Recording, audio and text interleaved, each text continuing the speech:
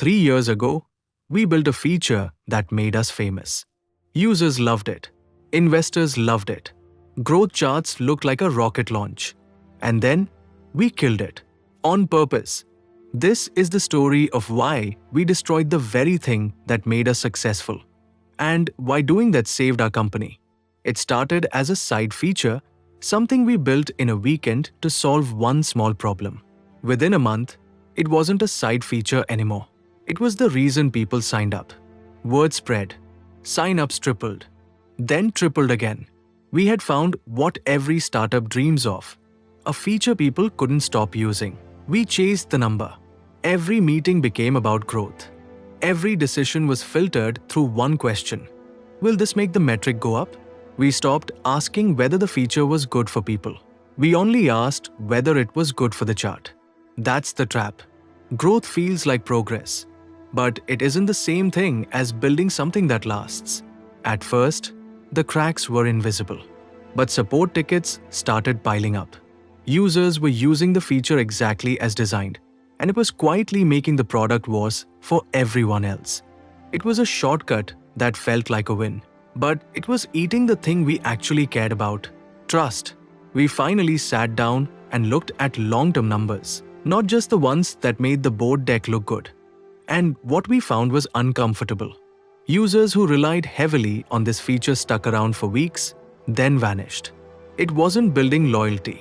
It was building a shortcut people used once and left behind. We had a choice. Keep the feature, keep the growth, keep the applause. Or admit that the thing everyone loved was quietly working against us. This wasn't a spreadsheet decision. It was a values decision. We asked ourselves, are we building a company we are proud of or a chart we are proud of? So we made the call. We were going to kill our best-selling feature. Not slowly, not quietly.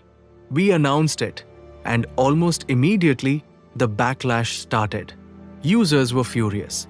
Some accused us of abandoning them. Some cancelled on the spot. Our growth numbers, the ones we'd been so proud of, started sliding right in front of us, in real time. It was the scariest month in the company's history. But we didn't reverse course. Instead, we doubled down on what we'd actually meant to build in the first place. Something durable, something honest, something that didn't rely on a shortcut to keep people around. We rebuilt the core experience from the ground up. 3 months later, something changed.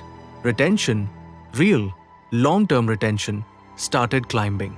Slower this time, steadier. The users who stayed weren't chasing a shortcut anymore. They were choosing us. And that made all the difference.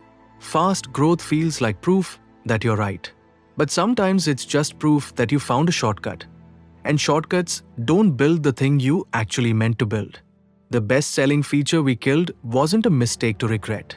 It was a trap we were smart enough to walk away from. If you're chasing a number right now, ask yourself what it's really measuring. Sometimes the bravest growth move is knowing what to kill.